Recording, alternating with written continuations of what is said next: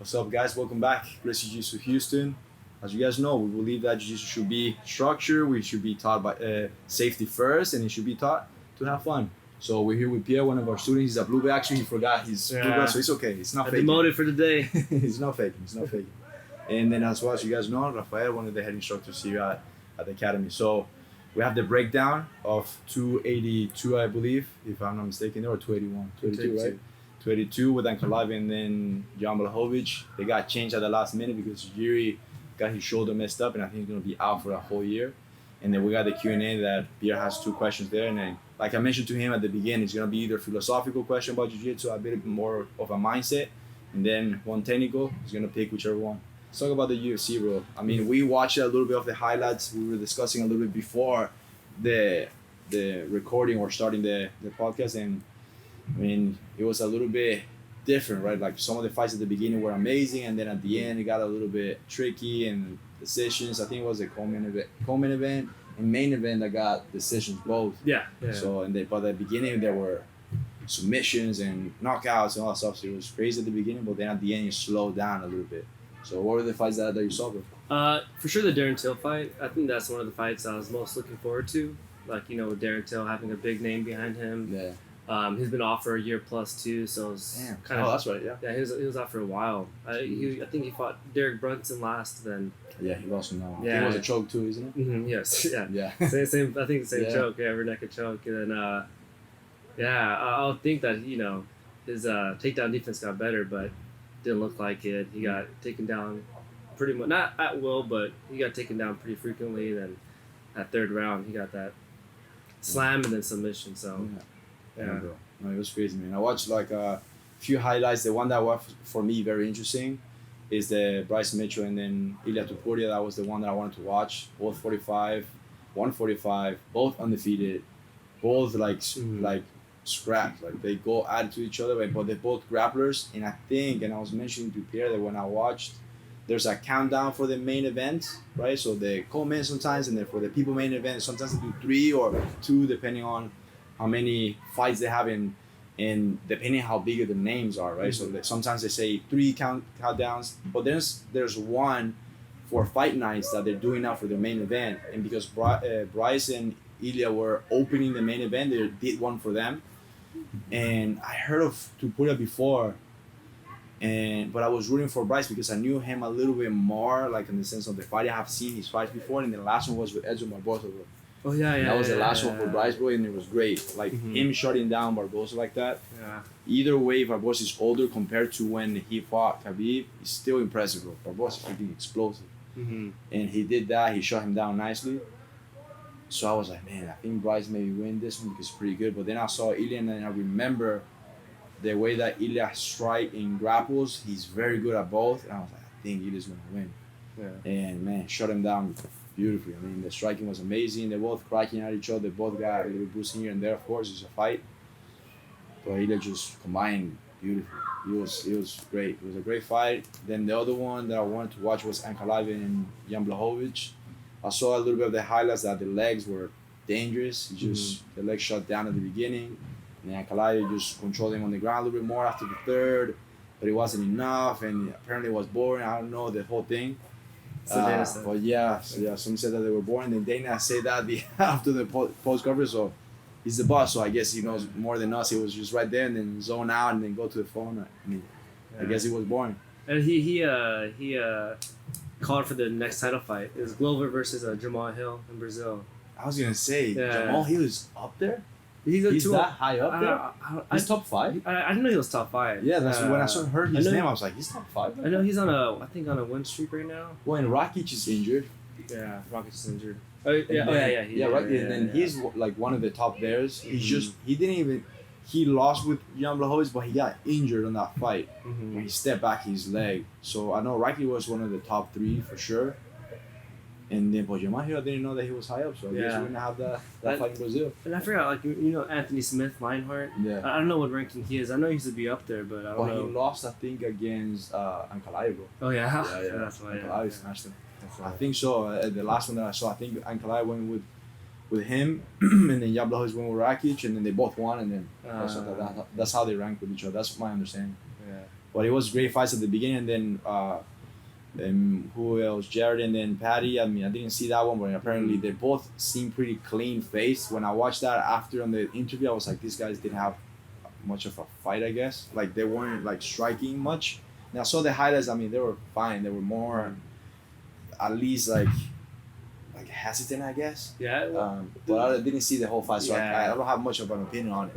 I watched some of the clips because I was watching it on my phone when I was out, or tried to watch it. But every time I watch like Patty, like there's strikes, his chin is always up. Yeah. So I feel like there's some like I guess not interactions, like exchanges that was going on, and he's getting like rocked. Oh yeah. We're coming with the 1-2, Also, then Jared Jared, was Jared's like rocking getting him. We're getting with the hook, yeah. And then this controversy that he won. yeah, I heard that John McCarthy, Big John, he's now a commentator for Bellator. Yeah. He used to be a ref for UFC. Well, his son was a judge, I think I might be wrong. If I'm wrong, I'm sorry. Yeah. But I did see a Instagram post that Apparently he was the judge on that fight. John McCarthy, his son was a judge.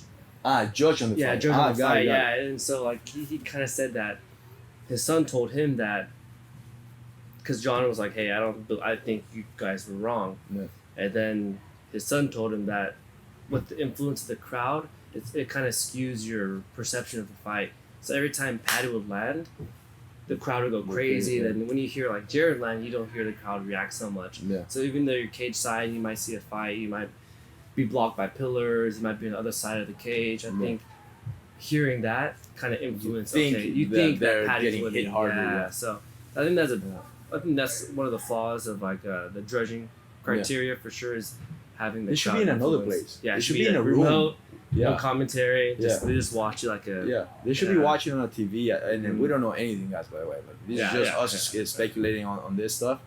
But I think it should be similar to soccer, that they have the referee on the game, and they have a room of referees inside just watching the games in many angles. I think they have those two things now in the FIFA law. Yeah, and then that's why they call out like I think on the last game on the World Cup, Argentina and Netherlands, they were going. They went 2-2. Oh no, England and France, and then they got a penalty, and the guy didn't say anything. He just continued playing, and then they called him like, hey, no, you gotta check this out. So the team told him like, hey, you gotta check this out because it's tricky. So you decide. Yeah. But I think they should be worth. And then he did like the referee inside like decides at the end of the day if you want to check it out or not. So there's still always like a human element. And I think that's what makes the things interesting because there's always a human element that is random. Yeah. Because if you have computers, then there's no error. Yeah. And we know like having this conversation of like, oh, I don't think he won, and then the argument. Yeah. That's the fun part about the whole thing. So you guys know. So it's part of it. But the fight that I was very excited from Jan Blachowicz and Ankalaev. Sadly enough, it wasn't that much like that active. But he got better a little bit. Hopefully the fight again, maybe. If not, I mean that's okay. But the Bryce Mitchell one in Tipori, that was the second one that I wanted to watch, and it was crazy. It was great. It was great to watch. And Tipori did an arm triangle. The arm triangle is very similar to the triangle with the legs. He just puts together the neck with the arm. And in this situation, if we go here to the side a little bit, he just jumped. Like Tipori just jumped to the side and he had the arm right here. The moment that Tipori just landed here in this position already, I mean, just with the muscles here and then going to the side, like Bryce was already tapping. So the pressure here is coming from the shoulder, going down or squeezing the bicep just slightly, blocking the artery. As you guys know, if you guys touch your neck right here on the side, you have an artery right here. So one side is blocking that. So that is my bicep right here on the side. Meanwhile, his own arm here across is blocking the other. So you got two sides blocked here, and that's why this is a choke. So the moment that you squeeze here just slightly, the pressure starts to go there, and I almost like a motorcycle grip, turn a little bit, and that's gonna engage the bicep right there, and that squeeze them in slightly. With the Darren Till fight, I was hearing how Dana White said like on the takedown before, he got slammed. Mm-hmm. So apparently like it was so easy for the other guy to find the choke that I didn't know that he got slammed. And the more that he said that, I was like, it makes sense that it's not meaning easy, but he got slammed, mounted on directly, punched, and then he just went belly down immediately. So imagine you getting slammed on the mat, having somebody like bigger, because that guy was bigger. 185 is more natural for him than Darren. Yeah. And then he just got punched there. And we tell the students here in Jiu-Jitsu that it's very common that somebody goes belly down. Mm-hmm. And imagine if you don't know anything. That's a professional fighter right there. Imagine if you don't know anything about Jiu-Jitsu and you go belly down. Like, it's going to be hard to escape out. Someone twice your size on top of you. So we teach you here how to be able to deal with those punches and being able to be calm in those situations, because that's chaos. Like, having someone like twice your size, and it's just a different game. So imagine professional fighter that practices that position, or maybe not. I don't know how many times Darren Till practices that position, but like that position when a professional fighter that's close to his black belt, maybe, I don't know. I think he's black belt from Brazil, because he trained Jiu-Jitsu in Brazil. He went belly down still. So man, you guys sitting at home just watching the UFC and not being prepared for those situations. So take in consideration that you want to be practicing those situations to be able to be ready and not find yourself in those things. So if a professional fighter practices all the time and he still does it, imagine us regular people on the street. So awesome, guys. So I think next year is gonna be in Brazil, the first part of the year. So it's gonna be pretty interesting how it goes. And if it goes to Teixeira with Jamal Hill, I mean, pretty good. Normally Dana White doesn't talk about, or doesn't what he says all the time. Guys, I don't make fights in the post conference. Yeah, and that he did that day. Yeah. So I think Gilbert Burns is gonna be on that card too. I think. oh man, that's gonna be I great. think he's gonna be fighting Neil Magny. Neil Magny? Magny. Yeah, I think. Yeah, that's gonna be So great. it's gonna be a good fight. Yeah. So hopefully by that time, I think we're gonna be me and Jackson in California. So let's see if we can be able to break it down there in one of the prior rooms. If not, we're gonna break it down there Airbnb, just talking about it. And dude, I wish we can do. I'm gonna discuss this with Jackson. We can do like a fight companionship, but that would be amazing. That'd be fun. That'd be pretty fun, just for us to sit down and just to watch it. Yeah, just watch it and then just discuss there with us. And so maybe we do that. Maybe not. Maybe yes. I don't know. We'll figure it out by then. So appreciate you guys. Let's go to the Q&A with Pierre. Okay. Awesome, guys. Pierre has some couple of questions. He's gonna come up now with a couple of things that maybe happen in class, because we just come in from training. And we're focusing right now on leg locks, and we did a little focus on close guard after, like I said, focus sparring. So whatever he has on his mind, then we're gonna answer a little bit. Tell me, what do you have in your mind? I'm trying to think. We've been getting a lot of new people, like, you know, in Match Cycle, which I love. It's really cool. But every time we get someone new, I always put myself in their shoes, in like the unknown of how to attack, how to navigate a roll, how to navigate a sparring. Every time I do get partnered up with a new student in the Master Cycle, I for sure roll a way different way than rolling with you or Keone or anyone. So so more experience. Yeah. So I guess my question is, what are the main things that a beginner should focus on instead of surviving? Like you know how like grips are important, cutting the angle is important, shutting down the legs, and why it's important to frame. Like, how did that click for you? I guess scratch my first question. Yeah. When did that click for you? Yeah, like when did it click where you started piecing together? Putting the things together on a basic level. Yeah, because you know, like on the roll side, right? That's rolling side. Yeah, like you know how you see a move as like a move, and then there's like little components within that small move. Yeah. And then you have to figure out why those small components matter in the move. Yeah. You know, so when did it click for you that? So there are two different questions. Yeah, I know. So I'm like throwing that in. So you want to answer both, bro? I guess so. Yeah. So the first part. So how a new student come into the master cycle? What do I recommend in my experience on what to focus on when they start sparring? Or I guess. Or let's rephrase that question. Like, how do they find that click moment? You know, how do they look on how to spar? Exactly. How to spar and how to just understand the language of jiu-jitsu. You know, instead of just saying, oh, they're throwing their body on me, you know, or they're just trying to throw your legs to try to pass, but little do they know, like, okay, my knee's still here to frame on you, or you pass, but you don't have head control, so you can't solidify the pass, you know, so. I mean, so the experience that they get to get smoother, per se, I get a bit more technical on the sparring, a bit more like, they have the words, but they don't know how to put them into sentences and stuff like that. Mm-hmm. So if that's the question, where did it click for me? It took experience, but it took experience to pass the legs and figure out that it's not only passing the legs for me to be able to pass the guard.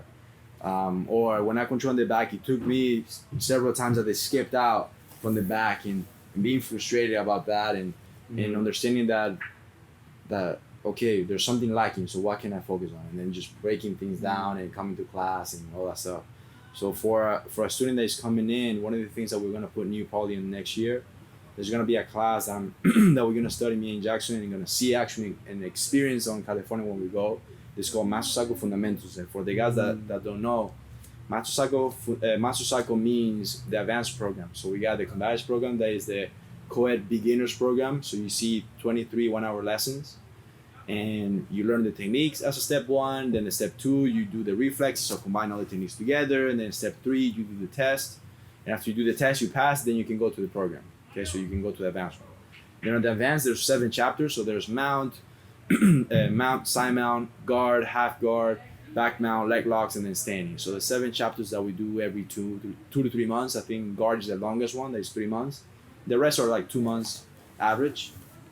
And after we have that, like, you're gonna be on the combatives, you never spar. So that's why Pierre is asking this question, because we never spar, and they come to a place that now we spar almost all the classes if you wanted to. So there's an option for you to stay, and if you don't want to stay, that's okay.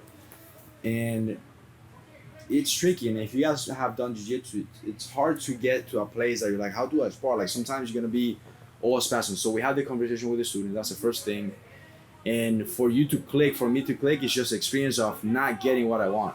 Oh, I want to pass the legs, but it's not happening. And then you figure it out, coming to class, asking the questions, trying it again, trying different techniques. So it's just being on the mat and being able to figure it out. The things that I figured out now is that, for example, that what I was mentioning at the end of the class, that I focus on one thing that hasn't worked for me, right? So, okay, the person is passing my guard here, and then they put me on the side, and this is the example that I'm training right now. And then using my frame, my leg specifically here as a frame, right? So my legs are on the side, but I'm using this frame to make sure that I keep them a little bit longer.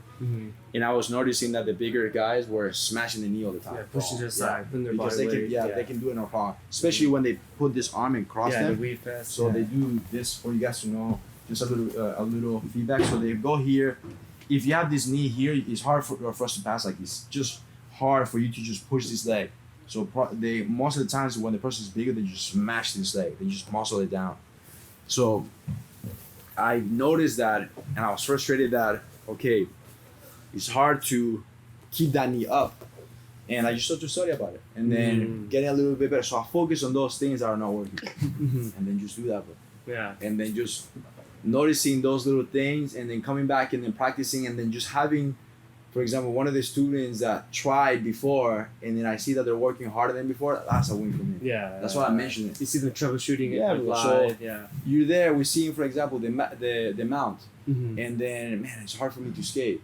Okay, focus on how can I defend and skate. And that's when you're going to start to get those sentences now. Yeah. The more you be able to focus on those things. If you start to run away from it, then you're never going to learn. It's going to take, not that you're never going to learn. It's going to take a little bit longer for you to learn it. So just dive into it and make sure that focus on one thing at a time. So that's why we do chapters like that. We do 2 months. So you have 2 months. So like, okay, my defense sucks in the mount. I get submitted all the time. Let me get better. Let me just buy myself 5 more seconds, 10 more seconds, 15, 20, 30, and then you incrementally get better at that. That would be my recommendation. That's what I'm doing, me, person. That has worked for me, bro. That keeps me aligned with one thing at a time. What was the other one? I don't know. That's not so much another question, but to build upon what you said, one thing that helped me for sure is the way we do focus sparring. Like last week, we were working on open guard. So I think that helps a lot too, because you're forced to troubleshoot the exact position for only on that people. Yeah. Versus like, okay, you learn a technique, free spar. You're so lost. I'm like, okay, I pass this guard. There's so many things to worry about. Yeah, so much things to worry about. So for sure, the focus sparring helped me a lot. Like dive into position. Okay, close guard. I have to figure out how to keep my legs closed. Or past week, open guard. Like how do I keep them in front of me? How do I make sure they don't pass? How do I get my frames or grips properly? And then today, like even Brady said, like, oh, I need to work on my grips. So just by him asking that, you can tell, like, okay, that's a variable I need to worry about while in close guard. So that's one thing that it's like, There's some things that to focus, and then notice the pattern, right? Is the focus. It's just focus on one thing at a time, and you will get better. Because if you go ahead and just machine gun, you won't get. It will be harder. For me, my experience, for me, it's harder to get better when I machine gun things. Yeah.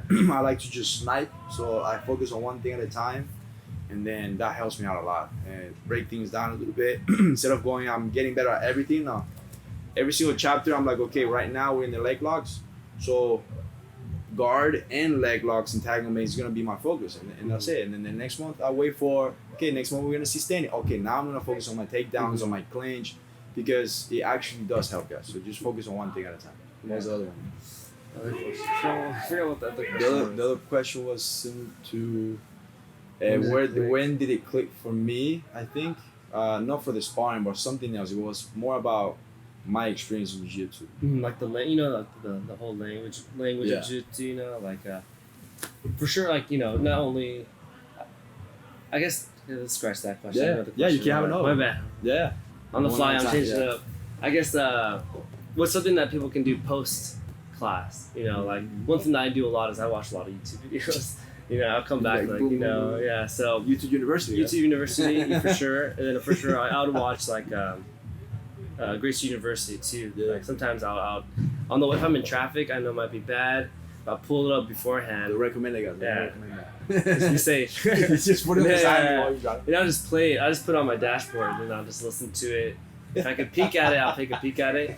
But for sure that helps out. Like for me to understand it a little bit more. And just seeing it, on video versus like coming in class, learning it, and not really understanding like the prerequisite or what the basics of it is and stuff. So what's something that someone can do post class to solidify it? But depending on, so what are you looking for? You want to get what, better at jiu-jitsu? Yeah, just in general. Yeah, not so much a specific because we worked on leg lock escape today. I guess the overall journey. What should you do after class? Instead of after class, go home, take a shower, go to sleep. So retention about jiu-jitsu. So it depends on what you want, right? So what is it? It's specifically for you. So just tell me what you want. What you're looking for after. What is the main thing? Retention, more fitness-wise conditioning. What is the thing? I guess retention. Retention? Yeah. Like retention of the techniques, right? Yeah, or try to recall back, I did this one escape, but it would be I can't think about what position it was. Got it. Okay. So for retention, post-class, if you want to be able to retain the techniques a little bit better, it will be similar to the answer that I gave from the one before. Mm-hmm. Just instead of watching many YouTubes and Gracie University and watch all the techniques, focus on one position at a time. Mm-hmm. For example, what I do now on the shield, on the open guard knee shield, there's a class from Gracie University that I just watched again and then see, okay, so in BBS 3 we're gonna break it down. So next year we're gonna see that. And then they talk about how to block the arm, how to control the posture, and then keep a little bit tighter there, so that way it's harder for them because there's so much tension in that position that they cannot push the leg. It's harder for them to push the leg.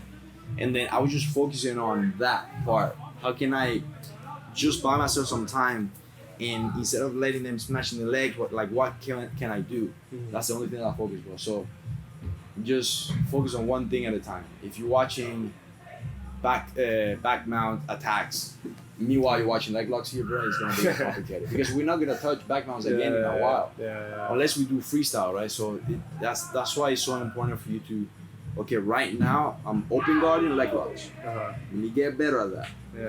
And then, bro, naturally you're gonna see just an incremental, just your whole game is gonna evolve. Mm-hmm. And if you do that, and actually it's true. Like for example, if we just got out from back mount. Mm-hmm. My back control wasn't that well, like in my perspective. And then I started to just study, just do exactly what I just said. Focus one thing at a time. And I discovered that just pinching my legs on the back mount. Yeah. Just pinching my legs makes a whole difference. And I did that and just focus on those things. Like I was more open to receive that because we were sparring focus right there and then. So I had more chance to be able to rep it too. So that's why I recommend that, because when you're gonna go with the same let's say with the same flow that we're doing here, so it's easier to retain it, but because you're practicing here. Yeah, practicing here, then and then when you go home, just focus on that position. So today, what happened on the closed guard today that I had a hard time? Okay, keeping the posture down when the person is on my guard. Great, focus on that. Yeah. I guess And that's then you can come in and then do it again. Yeah. You know what I mean? Or open guard, it will be the same thing. Like, okay, let me keep their posture down a little bit. Yeah, that's one of my bad habits. You go home and then just watch. Exactly. Fast. Exactly. Yeah. Sometimes like we were working on leg locks this whole past couple weeks. Then now I'm kind of like, oh yeah, this one position I was in, I couldn't get that arm bar. I couldn't get that. Couldn't get my frame properly. Now dive into that instead of the actual technique we've been learning. So Bro. For sure I need to focus. I guess zone in my focus on. Bro, it will help out so much. That's the thing that has helped me because I have done the same. Sometimes I'm so worried on many things, but I have figured out that if you actually want to get better, in my case, this is me talking to myself, right? And this is just my recommendation to you, bro, and then for you guys, it's just focusing on one thing at a time has helped me to be able to actually have results. And I do that same thing with my life. So, okay, on wealth, if I want to get better at wealth, I'm focusing on just one skill that will make the difference, one skill at a time. And then, okay, on my health, what's one thing that I can do on my health that I can make a difference? And then after I feel that I have that, okay, let me jump into the other skill. And same thing with my relationships. Okay, boom, let me get great at this, and then I can jump to the other one. Mm-hmm. Because then there's so many things, bro. Life is so many things, guys. It's not easy, like, as you guys understand. And then you have jiu-jitsu on top, and then you have work, and then you have this, bro. So it's, imagine like if you don't have no focus, so just one thing at a time helps out. And I'm glad that we have those chapters to be able to like zoom into it. It does help, and also too, like I think having combatives as a prerequisite to go into master cycle. At least you're not going into class unarmed.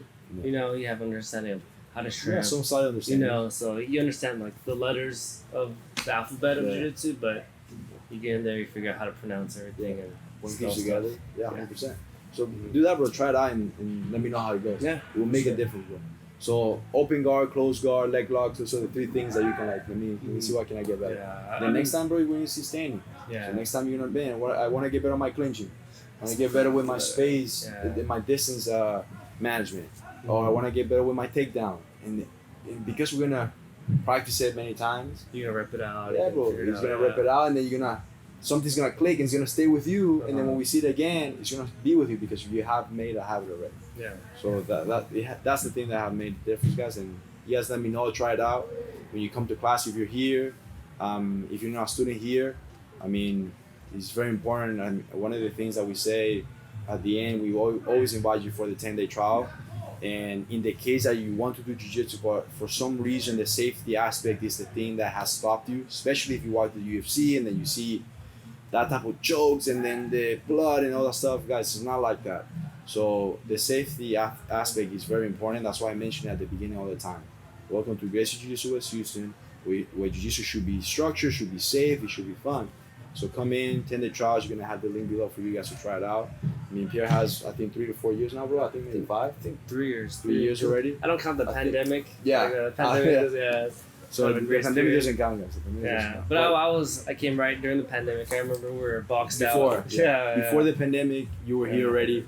Then after the pandemic, a little bit of Zolo drills and all that stuff. But we survived it and we're here. And the thing is if you guys see us like in person, we have like barely any no bruises, no nothing, no like little injuries here and there, and that makes a difference because we take care of each other. And it makes a difference, guys, when you have a culture that the enemy is outside and not inside. Because we don't compete, we just focus on self-defense only. So self-defense is our basic, and then when we go to Master Cycle, there's the advance. We get to practice self-defense and jiu-jitsu against jiu-jitsu. So go to the link there, reserve the day that you can, come to class, try it out. And then after you love it, you can sign up. If you don't, you can return the uniform. No commitment, no charge, okay? So I'll see you guys in the mats, and appreciate it, people. Of course, man. It was a lot of fun. See you guys.